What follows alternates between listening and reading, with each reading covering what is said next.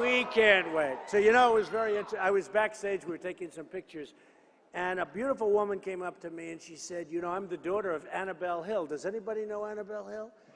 Right? The famous Annabelle Hill. She was a great woman from Georgia, actually, right across the way. And she was having her farm taken away. And I haven't done this ever before, but I just said maybe we should talk about it a little bit because, you know, we have a lot of people and a lot of distress and a lot of problems, and we're going to solve all those problems. But her daughter came up to me and said, Mr. Trump, would you sign this photo?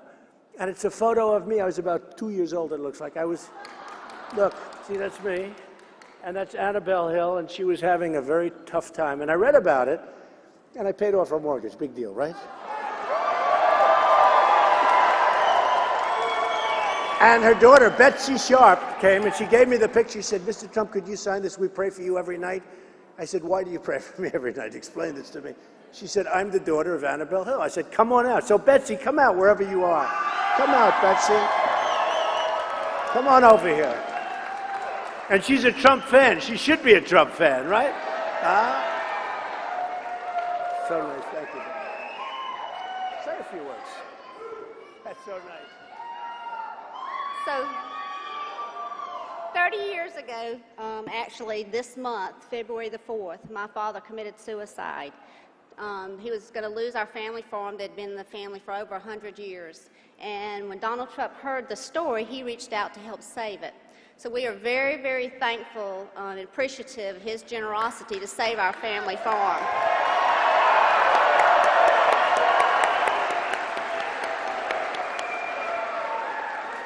So today, my brother lives on the farm, and he has one of his daughters that have built a house.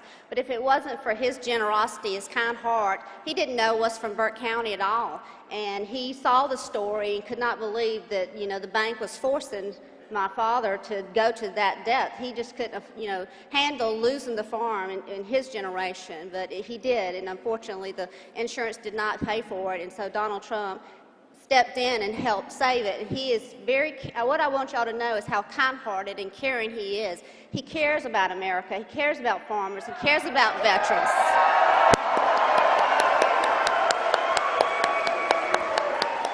He truly wants to make America great again, and I think if we help him, we can get there. So I want y'all to know that.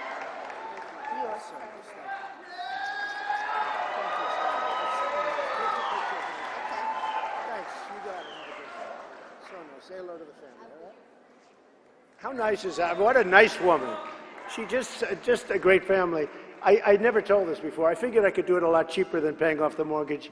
I found out the name of the bank. That was a mean banker, I want to tell you. That was a mean.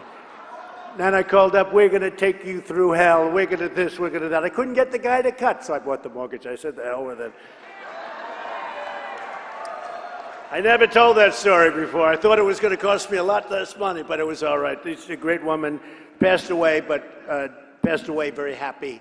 And it was just nice. I haven't been involved in that in a long time. But I love to do things. I do a lot of that. And I don't talk about it. I don't like to talk about it. But it's good to do things like that for people. It's nice. It's nice. Makes you feel good. So I just want to thank everybody. This is such, look at the crowd, look at the people pouring in. But it's just been an amazing experience. Being in South Carolina is, you know, I have so many friends. I've been here many times. I do like Myrtle Beach, by the way. Great place. Great place. And even though Augusta is a little bit on the other side of things, it's not a bad place, we have to say, right? And you have a big event coming up there very soon. We always do. And I know you get a lot of the profits go right into your own pocket, so that's a good thing. But it's one of my favorite events, of all sporting events, truly one of my favorite events. So it's an honor to be with you folks. And, you know, we have such a big decision to make, and it's just so important. Saturday is going to be a really important day. As you know, we won New Hampshire big. That was a big one. And just had an amazing time up there. We were expected to get 28, 29%. We ended up getting 36% in the polls, and it was amazing. We won every single category. We won rich, we won poor, we won middle, we won heavy and thin. We won we won women, we won men. We won highly educated, and we won the people with high school and people with less than high school, and we won every category. And it was an amazing period of time, and they're great people, and we have great people. It's just incredible. And I knew New Hampshire pretty well, and I know South Carolina pretty well. I mean, beyond the political stuff, because I have so many friends that live here. It's one of the beautiful places of the world, and really very important politically, because I think if we can win on Saturday, you got to vote on Saturday. Oh, please, please, get out and vote. You know, I kid, but perhaps I'm not kidding. I start off by saying, you know the story, right? If you're sick, if the doctor tells you you're not going to make it, you don't have a chance, but you can't get up, and your wife tells you she doesn't like you anymore, she fell in love with another man, it doesn't matter. You got to get out of bed and you got to vote, right? You got to vote. It's true. Now, you have to get out. You have to vote, because it's so important. And, you know, you're going to have a lot to do with, it's called Make America Great Again. These politicians are not going to do it. The politicians are not going to be able to do it. I know them. I know them. They get taken care of by the lobbyists. You saw that with the debate. I walk on stage, I've got like this huge poll number. I walk on stage, everyone's very quiet, although my kids and my wife, they were going crazy, but you can't really do, it's sort of wild. It was a wild time. And I love the debate, and we got very good reviews on the debate, but the room was stacked with special interests and lobbyists and all these guys that pay the candidates money. And every time certain of the candidates, in this case it was Bush and Rubio, every time they said something, I agree. Well, it's not going to happen. It's not going to happen with it. But every time they said something, they got like applause. Bush made a statement. It was like this jumbled up statement with all sorts of, I mean, it was ridiculous. And everyone said, yeah, yeah, yeah. And I was the one, I gave two very highly conservative judges, really. And people go, well, you know, it's fine. But, I mean, that's to a certain extent the RNC fault. But they let the tickets get away, and they shouldn't have that. I mean, shouldn't have a thing like that. Now, you have to call them out. So I called them out. I said, you know, that's the lobbyist and the special interest in the audience. You ought to see that audience. That was the richest audience I think I've ever seen. The heads of the drug companies, the heads of the electric companies, the heads of every special interest you can imagine was in that room that night. And I'll tell you what, I'm honored to represent you people. I'm self-funding. I'm putting up my own money. I'm honored. I'm honored. You know, it's time. Don't forget, I was on the other side of the equation before June 16th. On June 16th, I came down the escalator, famous ride. I always say, you've never seen so much press. You look back and you saw that press, and I said, man, that's like the Academy Awards, the day, June 16th in Manhattan at Trump Tower. And I said to my, we have to do it. You know, I'm watching the Iran deal where we're giving, you know, all this money away, right? $150 billion for nothing. 150, think of it. We're giving away $150 billion, and we get nothing. We get nothing. And now, if you look, Iran is taking over Iraq on top of everything else. They're taking over Iraq. We should have never been there. Now, I should get something for vision, because when I did it, when I said it, people disagreed with me. But I said, and I'm the most militaristic person in this room, believe me. Our military is going to be so big, so strong, so powerful. Nobody's going to mess with us. Nobody. But we've been over there, folks, for 15 years, and we're beyond zero, if you think. We are in worse shape now than we were 15 years ago, right? If our politicians went to the beach and did nothing, we'd be in better shape. Saddam Hussein, no good guy, and all of them, no good, but they killed terrorists. Saddam Hussein killed terrorists. That's what he did. Now Iraq is a haven for terrorists. If you want to go to Harvard of terrorism, you go to Iraq, okay? And, you know, so it's a shame. And after all of these years, now, with that being said, we're there. And we have ISIS. And we got to do something about ISIS, because these are people chopping off heads of Christians. They're chopping off heads of anybody, frankly. And we got to knock the hell out of them. We're going to knock the hell out of them. We have to. We have to. We have to. We shouldn't have been there. And Obama shouldn't have gotten us out the way we got out, okay? You don't tell people the date that we're leaving. Can you imagine General Patton or General Douglas MacArthur, George Patton?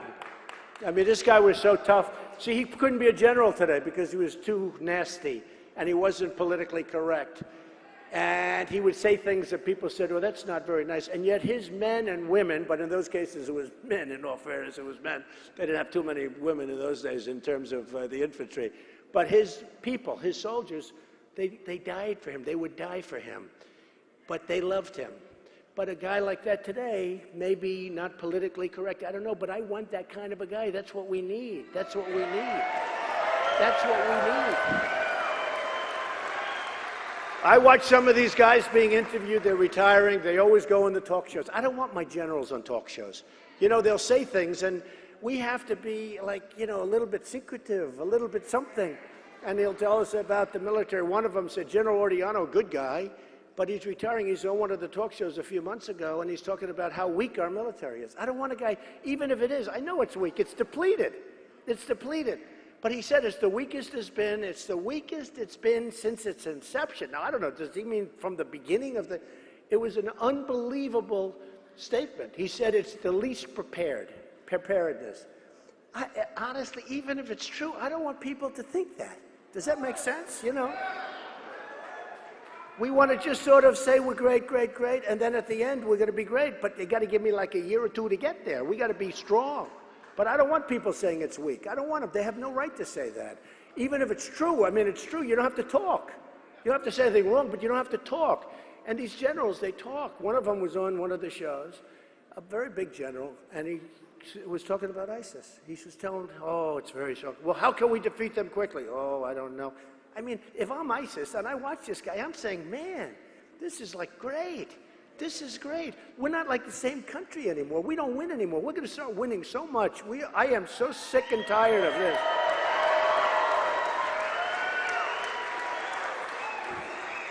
I mean, I see it so much. I see it so much. And I don't want to use the military. Remember this. I'm the one that was the one person that didn't want to go in. We are going to be respected again. We're not respected. Our leader's not respected. Our leader's not respected. Obama's not respected. Hillary Clinton is a joke. If she gets in, she's like a joke.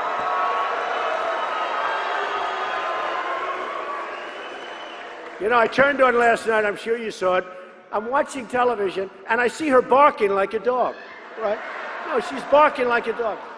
And everyone's saying, oh, wasn't that wonderful? Wasn't that wonderful? Isn't that cute? Isn't that great? If I ever did that, I would be ridiculed all over the place. I won't do it. I'm not going to imitate her. But she's barking like a dog, and they're saying, wonderful. Trump does it. Believe me, you'd read about it. What's wrong with Trump? So there'll be no barking. But we're going to be respected again. We have to be respected again. And every single country in the world is taking advantage of us. Every country that we do business with. Our trade is a disaster. We're going to lose $500 billion with China this year on trade deficits. Think of it. Think of it. We can't do it. You're right. We can't do it. We can't do it. We can't continue. Japan with their cars, they send them in like they're candy.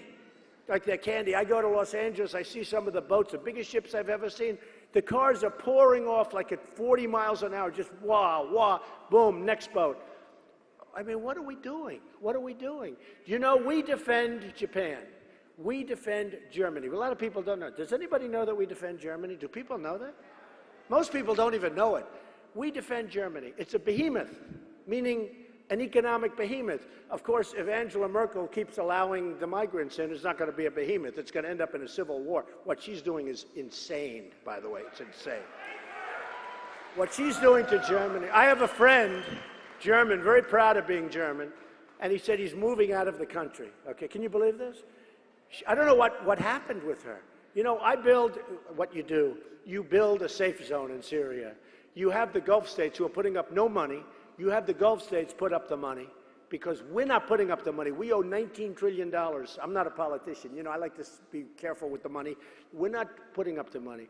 They have tremendous amounts of money. You know, Saudi Arabia, before the oil crash, was making $1 billion a day. Hard to believe. I mean, money like nobody's ever seen before. Funds like nobody's ever seen before. They were making $1 billion a day. We defend them. They pay us peanuts. We have military bases. We have to pay rent. We pay rent, and we defend them. And I have great friends that are Saudis. They're great, wonderful. Everything's fine. But why? I even say, why aren't you paying us for this? So we defend them. When somebody comes around and watch Iran. So they're taking over Yemen. They don't want Yemen. But what's on the other side of that long, long border? Saudi Arabia. They want to go into Saudi Arabia. They want the oil. I know what's going to happen. Not if I'm the head, it's not going to happen, but that's okay. But I know what's going to happen. But they got to pay for us. We can't do this stuff anymore. We protect Germany. Germany, who doesn't have a BMW? They have BMWs, they have Mercedes. But you look at what's going on in the car business, and you see what's happening. You see our business is moving over to Mexico. You see other people are moving into Mexico. Mexico is going to become the next China on a smaller level. But you take a look at Germany, and you say, why are we defending them? Now, it's wonderful to defend, but they got to pay us something. Now, you look at our budget. You know, a lot of people say that, oh, we have this big military budget. Well, we do. We have a massive, much bigger than anybody else's, but much of it is to protect other countries. So we defend Japan. So here's the deal with Japan. If we're attacked for some reason. Oh, boy, would they be crazy. If I'm president, would somebody be crazy to attack us?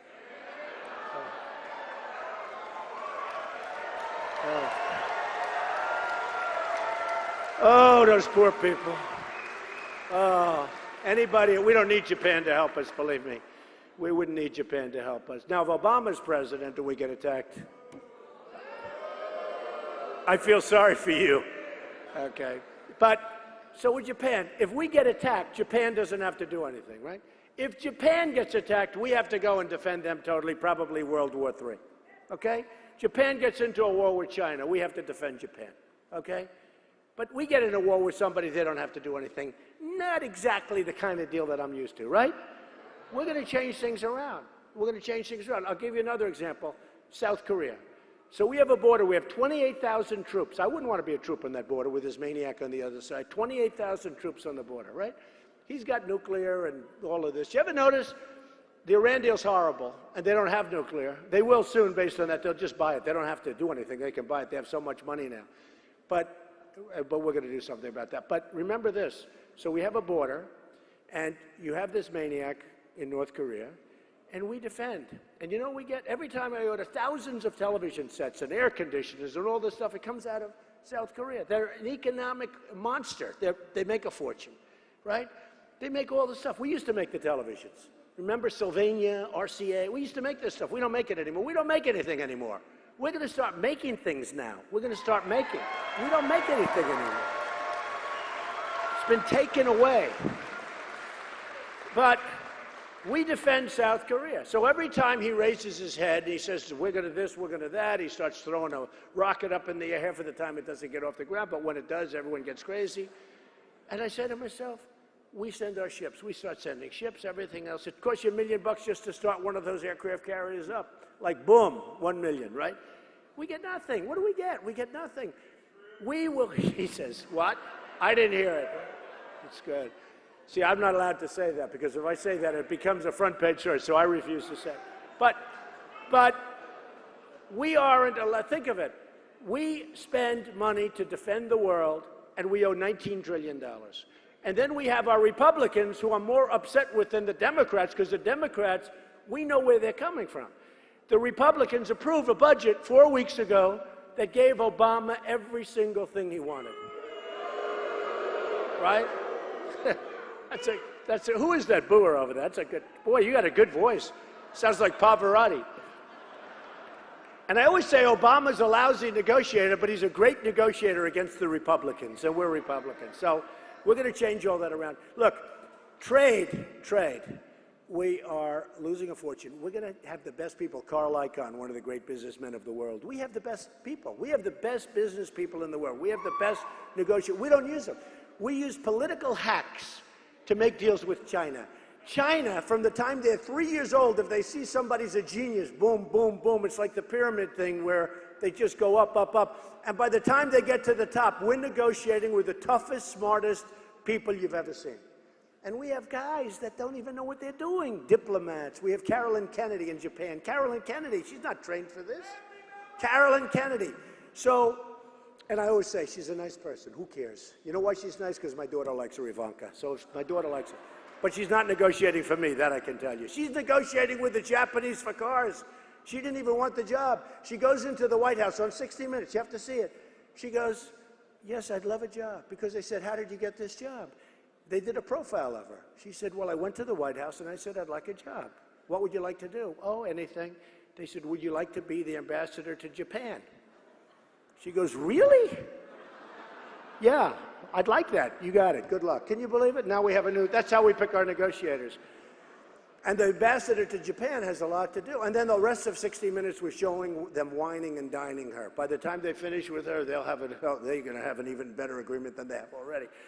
The thing that people don't know is we have all the cards. Because we are the pot of gold, and they're draining us. We're not going to have the cards much longer. We are the pot of gold. We have rebuilt China. What China has done to us in terms of taking our jobs, taking our base, taking our money, our manufacturing, China has done one of the greatest bank thefts in the history of the world. It's like a bank theft. It's like a theft. One of the greatest thefts in world history has been what China's done to this country. Now, I love China. I love the Chinese people. I sell them condominiums. The biggest bank in the world is from China, and it's a tenant of mine in Manhattan. I mean, it's fine. I don't object to China. I object to our leaders being stupid people, okay? They're stupid people.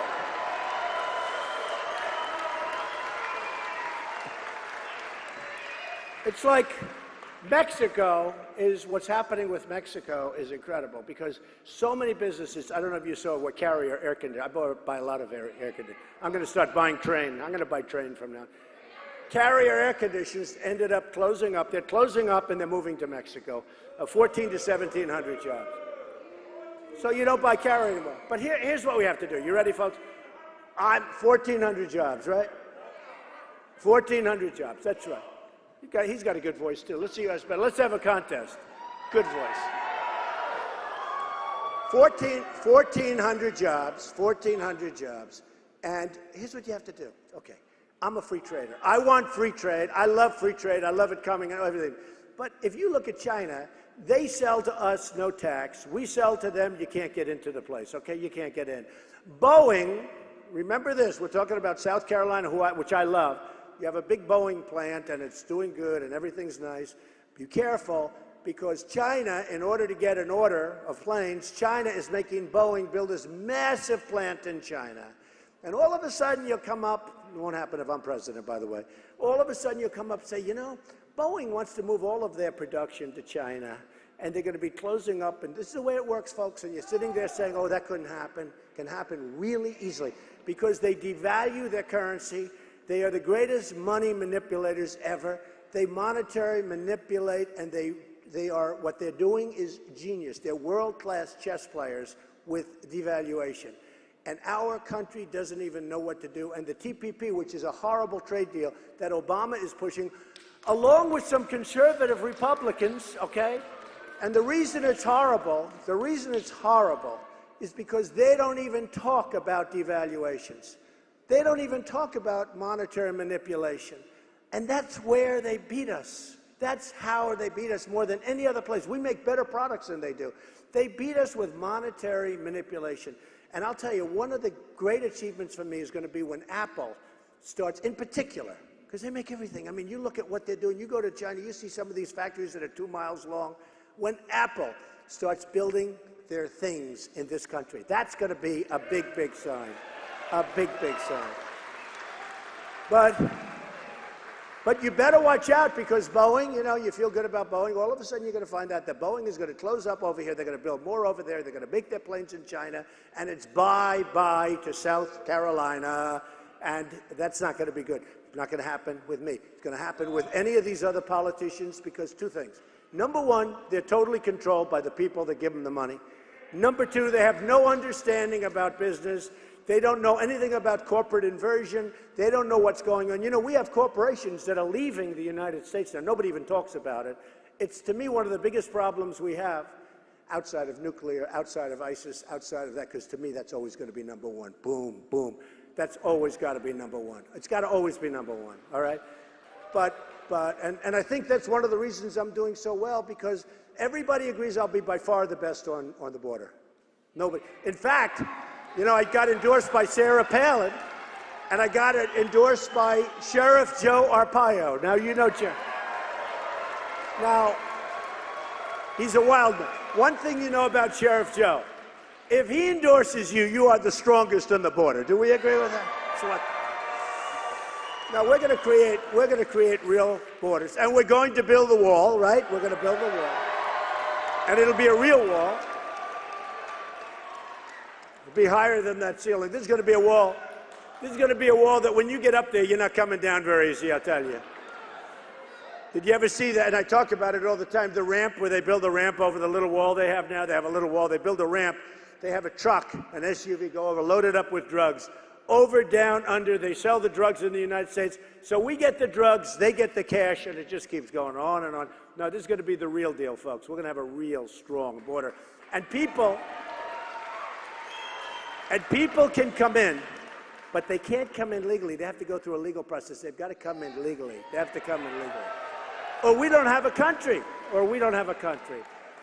So we're going to do a lot of things, and we're going to do a lot of things to make us great again. I mean, great again. We're like a mess. We don't know what we're doing. Think of it. Bad on health care. Bad on Common Core. How about your kids are being educated from Washington by bureaucrats that don't even give a damn? They don't even give a damn. Your kids are being educated by bureaucrats. Now, some are good and some are, I'm sure, maybe. But they're more interested in how much do they get. Common Core is over. You're going to end Common Core. Education. I'll give you an example. Education, we're ranked number 30th in the world. We're number 1 in the world in cost per student. We're so far ahead of number 2 that number 2 doesn't even exist. So you have Sweden, Norway, Denmark, China. These are like the top 4. These are, they do a great job, all right? You have the United States at number 30, but number 1 per pupil in cost. Common Core is out, all right? Common Core is out. We're going to bring education local. And I've seen it. I've seen parents, they're so in love. Even when their sons and daughters graduate from school, they stay because they love, they're in love with the whole process. Their kids are gone, but it almost made it more romantic for them. They do such an amazing job. So that's it. Second Amendment is going to be we are saving, it is under, just so you know, the Second Amendment is under siege. The Second Amendment is under siege by so many different people. And, you look at the Democrats, I'll tell you what, you look at Hillary Clinton, I don't know, again, is she going to get it? But if she gets it, it's like, she doesn't want to have a Second Amendment, in my opinion, if you look. Michael Bloomberg may run. He's worse than she is. I hope Michael runs. Because, yes? Oh, good. Okay, he's on my side. I thought he was a protester. That's okay. Thank you. Okay, well, okay. Okay, thank you, sir. Thank you. So, I'll tell you what. So, Second Amendment, it's under siege, totally under siege. And we're going to save the Second Amendment. And I'll tell you what, people want to destroy it. They're taking pieces out. Obama just did the executive order, chunk after chunk after chunk. We're going to save the Second Amendment. Now, if we had people in California where you have the 2 radicalized young couple they talked about, young couple, they got married, they're terrorists, radical Islamic terrorism. Whether you like it or not, a huge problem for the world, not just for us, and nobody wants to talk about it. I'm the only one that's willing to talk about it. And you know what? Now everyone else is talking about it too. And did I take heat? Did I take heat? I took a lot of heat. But you know what? We have to do something. And I said, we have to have a temporary moratorium. We have to find out what's going on here. We have people flying planes into the World Trade Center. We have people shooting for no reason. Look, we have to find out what's going on. And we will. We've got to find out. But if you're not willing to talk about the subject, if you're not willing, like our president, to even refer to it or use the name, you're never, ever going to solve the problem. And it's a massive problem. It's a massive problem. So when I came on June 16th, I came down the escalator with Melania, my wife, and it was incredible. And during the speech, when I went and said, I'm running for president, which takes courage. Let me tell you, it takes courage, especially if you're not a politician. You know, these politicians, they run. That's all they do. They run, they take money, they run more, they lose. How about some of these guys? They lose. They have zero, and they keep running. I say, why are you running? Why don't you just stop? They keep running. There's got to be some game that we don't know about, but they run. So now we're down to 6 or 7 people, and it's getting good, and we love it. You know what? We had 17. We originally had 17 people, and slowly, I love it, one after another, they're gone. And I talked about illegal immigration. And you talk about heat? That was heat times 10. Rush Limbaugh said, I've never seen any human being receive so much incoming, meaning from those people. It was unbelievable. But after 2 or 3 weeks of like going into a cocoon, steel cocoon, people started saying, you know, Trump is right. And then you had horrible things happen. You have Kate in San Francisco, beautiful Kate, shot in the back by an illegal immigrant. You had numbers come out that were horrible, what it's doing to the economy. You had other things happen. You had Jamil, a young man, 17 years old, shot in the face by an illegal immigrant. This is a guy that should have never been allowed in the country. Shot him for sport. This unbelievable guy who I'm friendly with his father. His father is like this great guy. His father's, you know, his life can never be the same, folks. You know, they say time. He told me the other day, no, time makes it worse, not better. It'll never get better. Here's a young, incredible kid who was going to go to, good football player, who's going to go maybe to Stanford on a scholarship. And the whole thing is just so sad. Shot in the face. You had the veteran, the female, the Marine, the veteran in Los Angeles was raped, sodomized, and killed. 65-year-old woman raped, sodomized, and killed by an illegal immigrant, and so much more. And people started saying, you know, Trump is right. He's really right. We got a problem. And it's not, and remember, I say it, and I'll say it all the time, we want people to come in legally, but we've got to vet these people. Look, we've got to vet these people. I mean, we have people where we draw from lotteries. Lottery, why? Who the hell wants lotteries? I don't want lotteries. We want great people coming into this country. We have to have great, great people coming into this country. It has to be like an honor, and it has to be an honor for them. You don't want them to come in because they just happen to be there. So we're going to stop. We're going to stop, and we're going to get smart. And we're going to have people come in, but we're going to have people come in through a process that's going to be a fair and equitable process. And the bad ones, we have some people in this country. We have, as of last week, it was reported, 179,000 illegal immigrants who are criminals. Okay? Think of it. Think of it. We have, think of that, what that means. This was as of last week. 179,000.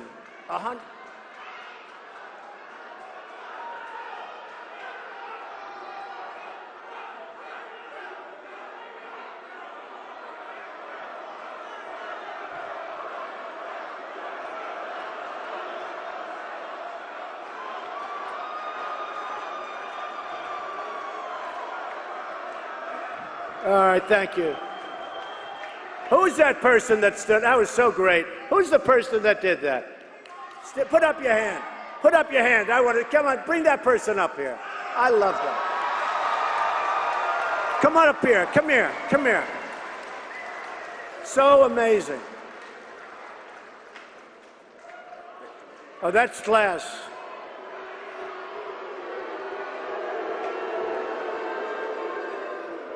Isn't that terrible? See, that's what we're all fighting for, that. Isn't that terrible? And you know what? The press will put that out. Look, see, the cameras now are moving because that's the only way they ever see the crowd. Isn't that terrible? To me, now they won't say that. If I say, oh hell, they say, oh, Trump used a horrible word. That person does that with their hands and fingers, and they won't report that. It's disgusting. It's disgusting. It is so disgusting. And I'll tell you what, the press should be, they should be ashamed of themselves. I want to see, no, they should be ashamed of themselves. It's disgraceful. Who's the person, though? Raise your hand. Who's the person that took action over there? Come here. Come. I love these guys. I love these guys. I love these people. Come here. Come here. Come here. Get over here. Look at this guy. Come here. Come on up. Bring him up here. That's all right. Bring him up. I want him up here. Come here. Bring him up, too.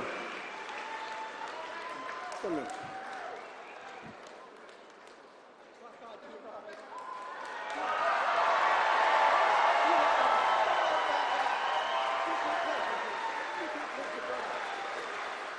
Come here. Say it. Do not let them intimidate you.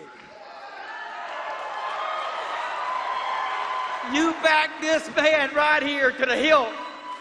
They will say anything. They will do anything to keep in power, okay? We don't need who we've got in there now. I'm talking Republicans and Democrats. He's right.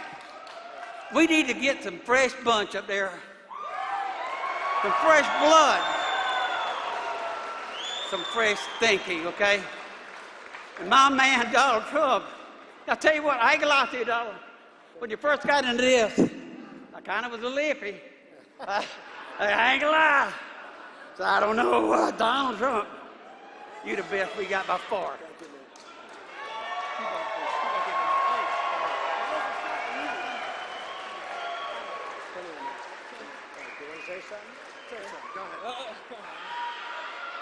He's a great public speaker, this guy. I got 2 tours of Iraq. I'm a Richmond County deputy.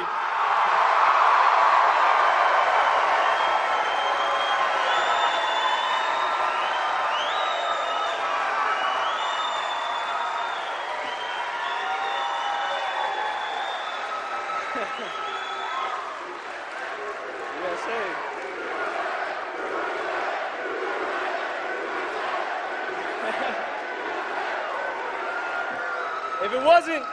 If it wasn't for Mr. Trump right here, I don't think any of us would have the voice that we have.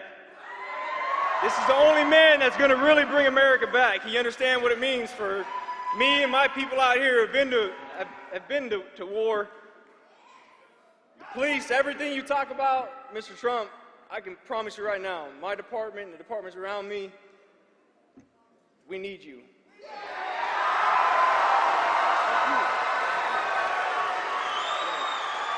Great.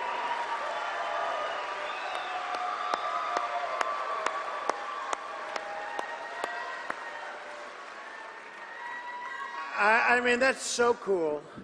But think of it. I see this guy, nasty language, really horrible language, which won't be reported by these guys. Really horrible, horrible language. For what? You know, when you think of it, we're all after the same thing, right? Whether you're Democrat, whether you're liberal, Republican, conservative, whatever you are, we want safety, we want a good military, we want our vets taken care of, we want borders, we want education, we want homes, we want to be able to eat and live and have a nice life. I mean, you'd think I could talk to somebody like that in 10 minutes, but a lot of them don't want to listen to it. You know, a lot of them have bad thoughts beyond, I'm telling you, there's something going on. But you hear the filthy mouth, and then all of a sudden I see fists starting to fly, so like about 4 of them. And a rough cookie. This was not an easy guy. I looked at him, I said, that's a rough cookie, the other guy. And then he puts his fingers in the air, you know. He wouldn't do it in front of those guys, let me tell you. But I love it. I love people with courage. I mean, courage. Sometimes you'll go and we'll go and stuff like that will go on a whole entire time. But I just respect those 2 guys a lot, so I want to thank you, fellas. Amazing. Really amazing. Really amazing. It's what we need. We need it. So you look at what's happening with our country where we're being beaten so badly, and trade is so important. Now, military, to me, look, it all goes this way. When I came down, it was about trade, it was about the borders, and I did very well. And I've been sort of #1, I think, almost from the beginning, right? They all said, he'll never run, his life is too good, why would he do that? Sometimes I ask myself that question, actually. But And then they said, well, okay, he just announced he's running. Then they said he'll never sign Form A, right? Remember, that's where you sign your life away. Then they said he'll never put in his financials because maybe he's not as successful as everyone thinks. Turned out I'm much more successful. I built an unbelievable company, very low debt. I filed almost 100 pages of financial documents, like this incredible company. And the press was down there. They've gone over every inch of it. They've misrepresented as much as they could, but they can't, basically. It's an unbelievable company. That's the kind of thinking we need. We have $19 trillion. We need somebody that knows how to deal. We need somebody that can get Carl Icahn.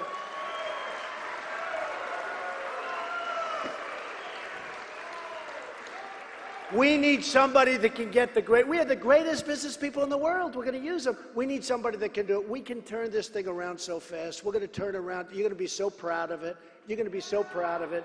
And then you see people like the two guys that just came up here. I mean, you know, to me, it's such an honor. And we have so many people. We have so many great people in this country, but they're not allowed. You take a look at small business. I have a friend, he's a small businessman. There's no way he can ever make it because of regulations. He's got regulations over regulations over regulations that are put in there. He's a farmer. He can't, if a puddle develops in the middle of his area, they consider a lake for environmental purposes. He has to walk around. The whole thing is crazy. He's showing me things. We're going to get rid of regulations. We're going to go back to being a real country.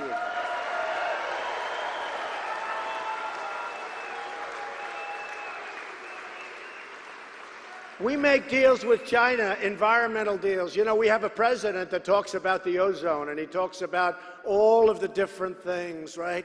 All of the different, and then he flies to Hawaii to play golf with a 747 with the 4 Monster engines. Think of it. And they're old engines, too. They spew plenty. And he flies back a few weeks later. It's a long round of golf. He plays more golf than people on the PGA Tour. It's true. So, you know, one thing I say about that, you know, if you become president, and you go to the White House, why would you want to leave the White House? I mean, first of all, you got to work. You know, when he signs his executive orders, that's because he couldn't even get the Democrats together. He couldn't get anyone together. You know, Ronald Reagan got together with Tip O'Neill and they got things done, right? The way it's supposed to be, you know. And there can be compromise. You can't be just like you know, this guy, Ted Cruz. He stands on the Did you see the senator from Oklahoma just came out with a statement, one of the most incredible statements. Here's a guy, he came out with such an unbelievably strong statement that Ted Cruz is the most dishonest person in the Senate. You know, I mean, like the most incredible statement. He's a Republican that just came out. And what I'm telling you is true. I've never seen a human being lie so much. He lies about everything. He'll take your record, like I talked to you about Obamacare. He'll say, Trump loves Obamacare. Loves Obama. How do you fight that? Guy says he loves Obamacare. I hate Obamacare. It's going to be terminated. I just told you that. No. But I tell it everyone. I am the strongest on the Second Amendment. He said, Donald Trump wants to destroy the Second Amendment. I'm the strongest. I'm in the NRA. My sons are in the NRA. I'm going to be, first day in office, I'm terminating Obama's new executive order, you know, another one, having to do with the Second.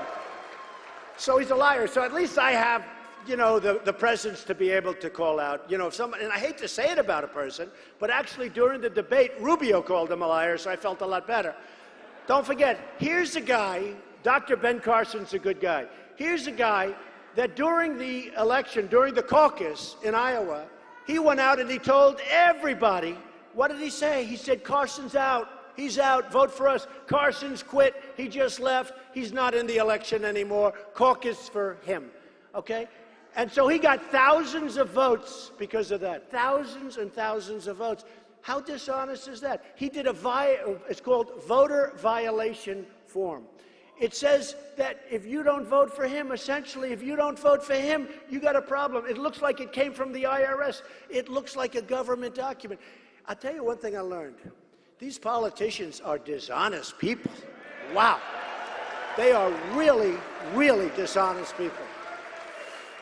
They are really, really dishonest people. So I think he's going to go down. I think a guy can't be, I'm a Christian, but you know, and Protestant. But, you know, Ted holds up the Bible, and then he lies about so many things. And I mean, these are lies. These aren't like, oh, maybe he is. What he did to Carson was a total lie. He said he didn't know about it, but then he apologized. How about this? He apologized like an hour after the election. Oh, wonderful, wonderful. The election's over, and he said the guy was name. So we have to be smart. So important. We're going to make America great again. We're going to make maybe America greater than ever before. But, and I don't want your money. I want your vote. I don't want your money. I don't want any money. I don't need your money. I don't need your money. And I want to take care of our vets. You have a big vet area here. We're going to take care of them to a level. To a level. These are our greatest people. We wouldn't be here if it weren't for the vets. And speaking of the vets, do I love our police? Do I love our police?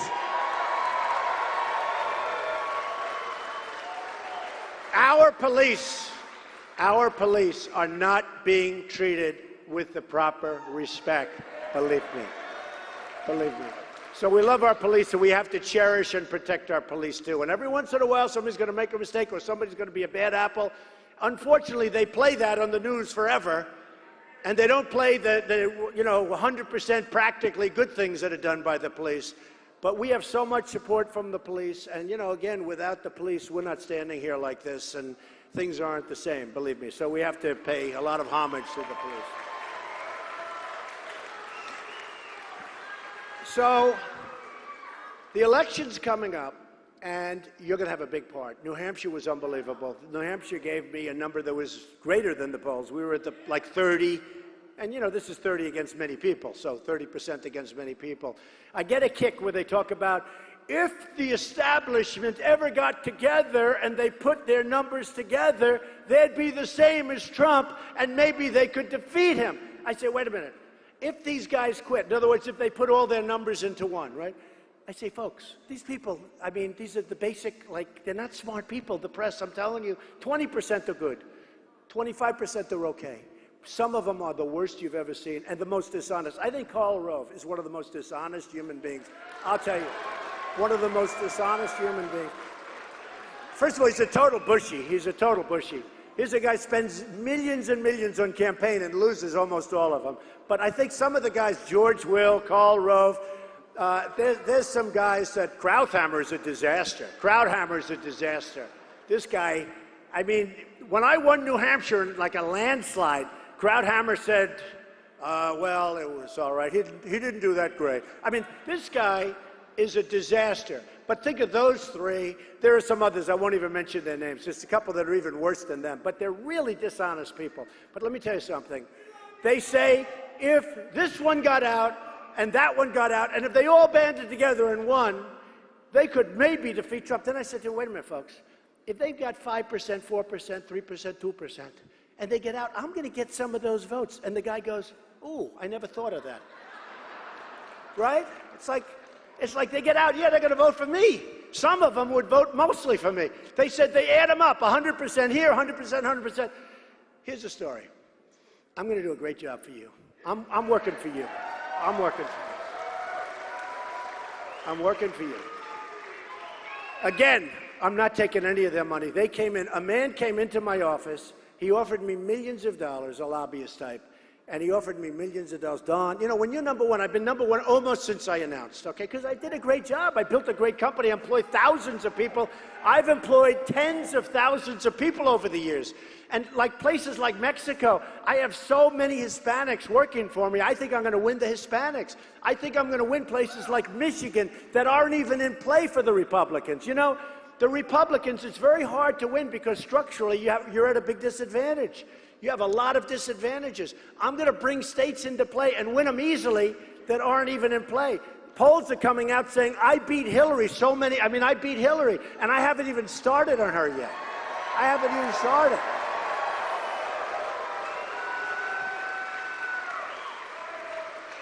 I mean, this guy, Cruz, comes out, well, I don't think he's going to win. This guy is so strident and so nasty, he's going to lose every single state.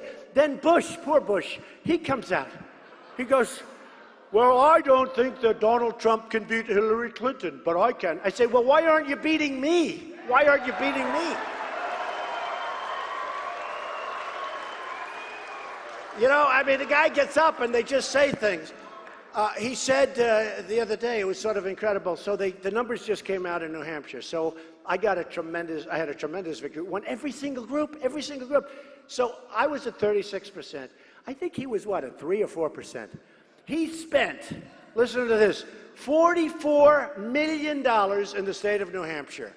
I spent $3, and much of that money I get back because it's for airplanes that I own, so I have to pay myself back, okay?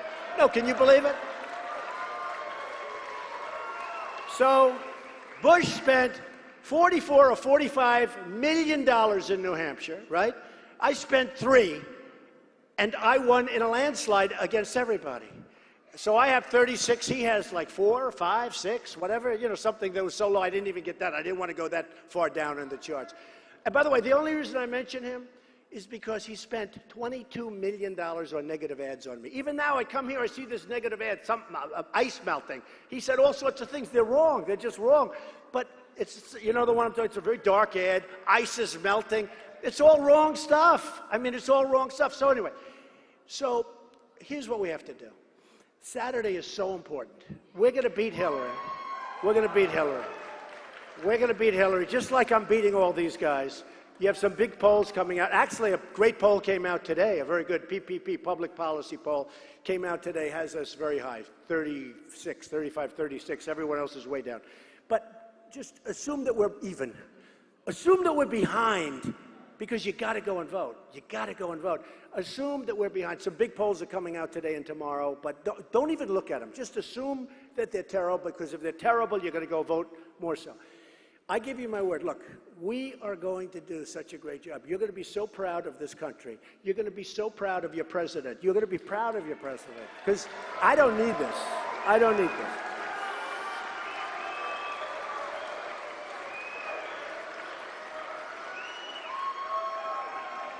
Like you folks. I mean, you don't have to be here, and I don't need it. I don't need it. But it's just that I love the country. It's been so good to me. And, you know, honestly, it's been so good, and it's got so much potential. If I didn't think it had the potential it had, if I didn't think it could be saved, I'd feel terribly, but I wouldn't be doing it. I wouldn't do it, because I'd say, well, wait a minute, maybe we can do something so spectacular. We have to let this country really go. We have to get rid of these rules, regulations, stuff that was put in for other reasons, stuff that was put in for the wrong reasons.